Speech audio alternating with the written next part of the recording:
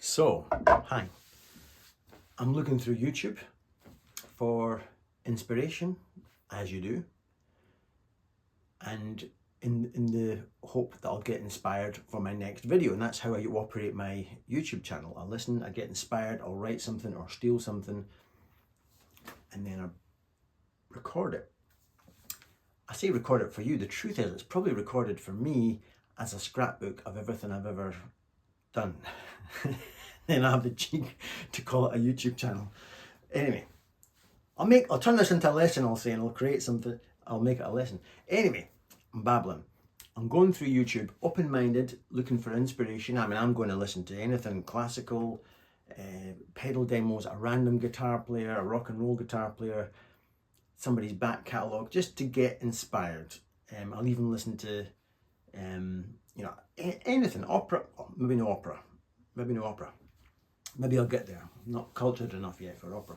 So I'm looking through YouTube. Then I remembered that Jim Campilongo, one of my favourite players, and Gore, an incredibly interesting, talented man, they come together now and again and do a little thing for YouTube, and it's just YouTube gold, watching these world-class players talk about stuff and play. Anyway, so I stumbled on this, right? This is what I stumbled on when I was open-minded.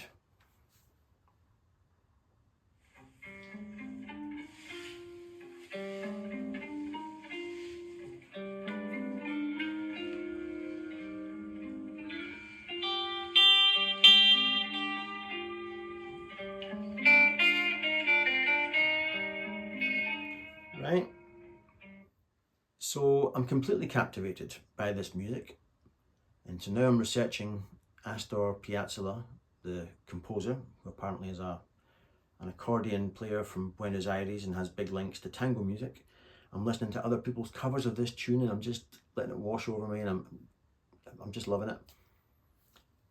And I'm asking myself, why do I like this so much? So I'm going to get a bit deep here for a second. Bear with me. And I've even written it down, right? So I'll be looking at this because I felt I wanted to get the words out as to how I feel about this music and how I feel when I listen to it. The opening arpeggio. When I listen, I hear hopelessness. But there's a sweet resignation to it. The aftermath of loss. I'm in a daze, but I'm being held and gently swayed. I feel extremely present, and I don't even want to escape this hopelessness, or at least not yet. Then the chords change, and there's suddenly this lovely sympathy to the hopelessness. There's a feeling of a hand on my shoulder saying everything is as it should be. Through the various twists and turns, there's fight and resistance, and then beauty, and then back to melancholy. It's life, and it's death, and it's the beautiful circle connecting them all. I just wrote that. But sorry for getting a bit heavy, but that's how it feels when I'm listening to things like that. And so now I'm going to go back to Paul Cook Guitar Player and talk about how do I get me some of that on guitar. Right, I've changed positions. Now I'm listening to this track and it's weaving through all these chords. Now, thankfully, I'm old, so I recognise the flow, I recognise chords that I've changed like that before. We've all heard certain movements in music, in popular music, whether it's classical, pop, whatever. West End musicals, you hear these orchestrated chords, you're familiar with them, but you don't know what they are, but you're familiar. Now somebody like Tom Bukovac could probably listen to that flow and think, oh yeah, that's the minor six and the da da da da. I'm not quite as fluent as that. I'm a bit behind that, so I have to pick up my guitar. And in Maude, remember, it was tape recorders, play, stop, rewind, and even if you didn't recognise the chord, you can just hear. You can hear certain notes, and you just stop, rewind, and pick them out. But look how easy it is in the modern day. I say easy, you know what I mean, relatively speaking. For example, watch this. This is what I do. And I've no shame in this. I mean, I'm a total cheat.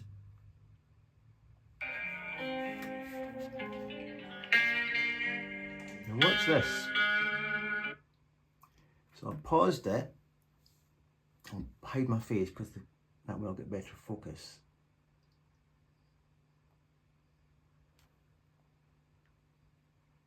Look at that. You can see his hand.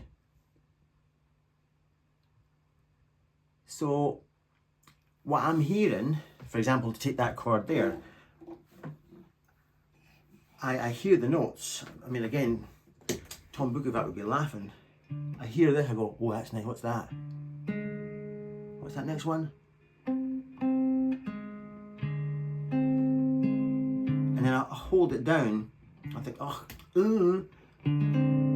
I've played this a million times, and I think, but then I think, what is that again? And then I think, oh, it's a chord I've played in so many of my own things. It's just basically F minor, but it's an F minor 6. They add the 6 in, which I love. It's one of my favourite chords, but I don't instantly recognise it because I'm a bit stupid. Anyway, that's what I do, and I won't go into any more detail on that, but that's what you can do. You just, oh, hang on, there's one more thing I want to show you, which I'm sure you already know, but there's moments where maybe I would struggle with something, and I'll just, obviously, it's hard to show you here, but there's the wee cog up there. See, I'm going to hit the wee cog, yeah, and then of course I can adjust my playback speed. I'm going to go 0.5.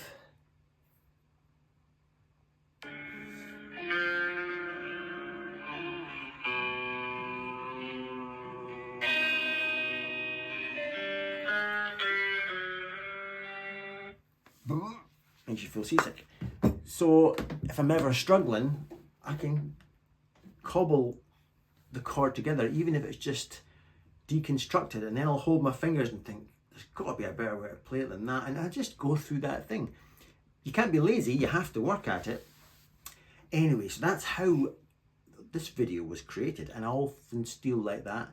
It is easier in modern times to do that, but just for the heck of it, I may as well quickly show you the chords. I won't give you a whole lesson video because this one would take bloody ages.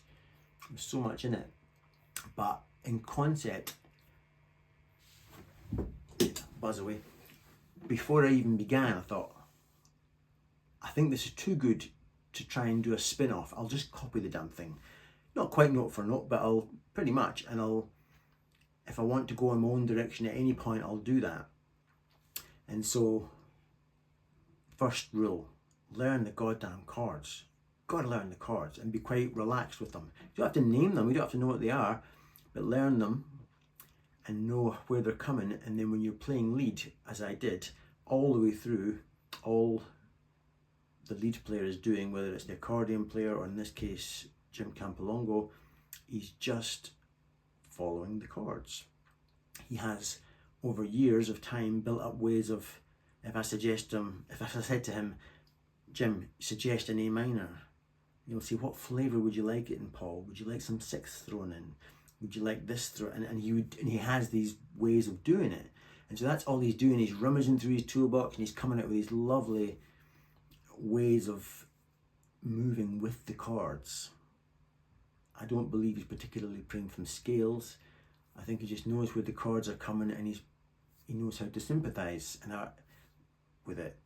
And that's really all I'm doing, is I'm just following the chords. At any given moment, if you hear me play a lick, apart from the fact on this occasion it was probably just stolen from Jim, it's just referencing the chord that the band happens to be on in that moment.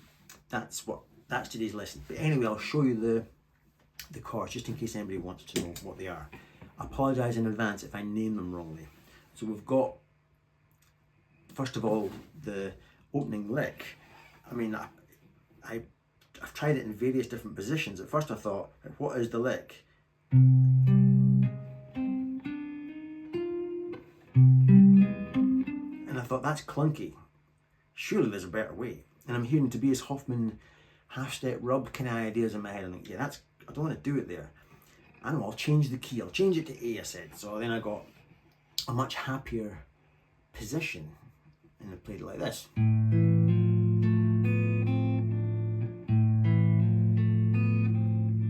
Much happier, so then I recorded a loop just with that, but as I played lead over the loop, it lost all its bounce, so therefore I've arrived back at the key of C. So when I was playing lead, the lead playing didn't have enough bounce, the tone wasn't right, because maybe I've got Jim Campilongo in my head. So then I'm back to C, so then I'm back to this clunky looking position. I thought, I'm not doing that. So then I came up with this.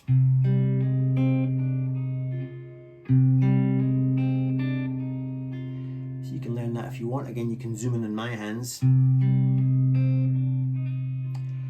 then of course we go into an F minor 7, B flat 7.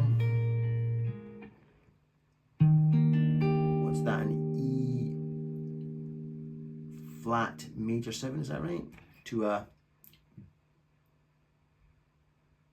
A flat major 7. It's all just Parisian Walkways stuff. You've heard that sequence all before in Parisian Walkways. F minor 6.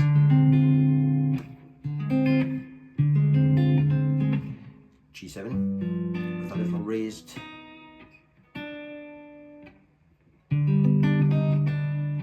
And back.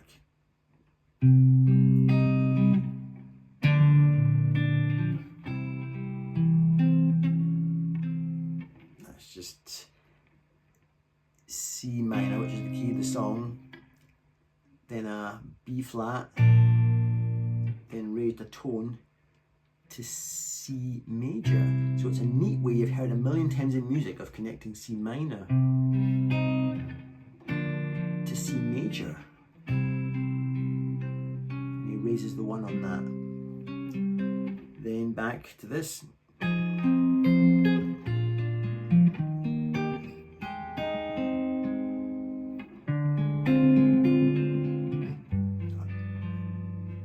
Said, back to his lick, and then he comes in with a.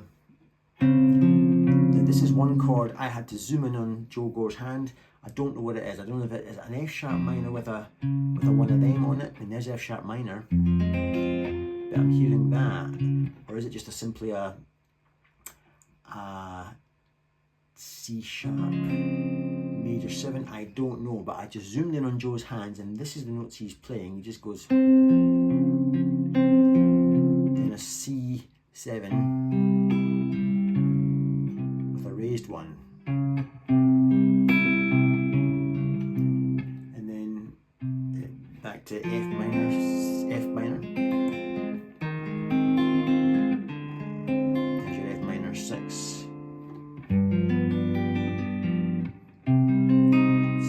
minor with a walk down, just the same C minor but this time with walking down. Then a lovely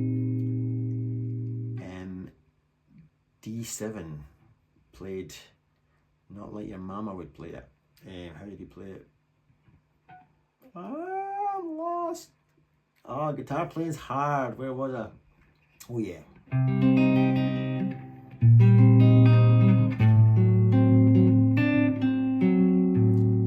It's just a D7, but instead of being led by that, I'm leading it by that. And so he goes. So that's the chords, if you're interested. But oh, it's wonderful stuff. So I hope you liked that. Joe Gore. I got into Joe Gore through my journey into flatwounds. He is a huge fan of flatwounds. He's even got a video, my flatwound addiction, and I just love that plunky tone. Very clever man. He builds, beg your pardon, really great pedals from all accounts. He's played with a whole host of world-class musicians. When you hear him talk, oh, it's just the way he speaks. I don't know, I could just listen to Joe Gore for hours, just the way he talks. He's clearly a very intelligent man, unlike myself, seems to know a lot about musical theory. And I just love listening to him play. He just doesn't play obvious stuff. He's completely different from me. The way he supported Jim Campilongo in this video is just beautiful. And then he takes his own little bit of lead, and it's just exquisite the tasteful stuff he does. And Jim Campilongo I've been a long-term fan on ever since I heard him play that. I think it's called Nang Nang, what's the name of his cat, and he just plays quirky, weird telecasting. I'll call it telecasting. He's from the Roy Buchanan school, and behind the nut bends and funny squeals, and he's in perpetual movement, and he just looks good. He looks like a bit like Tobias, a mad wizard on guitar. So I love listening to Jim Campilongo. Check out the YouTube video, Blues for Roy, Jim Campilongo. And he stands up on the stage there just looking so good and so confident. And he's not afraid to take your ear to places you think, oh Jim, don't do it. Oh, Jesus, Jim, Jesus, stop that. But it's in that Rory Gallagher, Roy Buchanan kind of way. Fantastic. But he is his own thing. He's not just a clone of them. He's fabulous. I don't know if any of these guys will be watching, Jim Campilongo or Joe Gore will watch. If you are, guys, huge fans. Thank you so much. And been an honour trying to cover something that you did on YouTube. The reason I say that, not because I think they're a fan of me, they probably never heard of me, but I'm going to put a comment on their video to ask their permission that I upload this, or at least to say thank you very much, and I hope you don't mind me doing this. Anyway, I will say goodbye to you all now. I'm going to play some Gretsch, and I will see you in the next video. I think I'm lopsided. I feel like I'm leaning, my camera's all at an angle. Anyway, I'll go and fix that. Have a lovely day. Bye for now.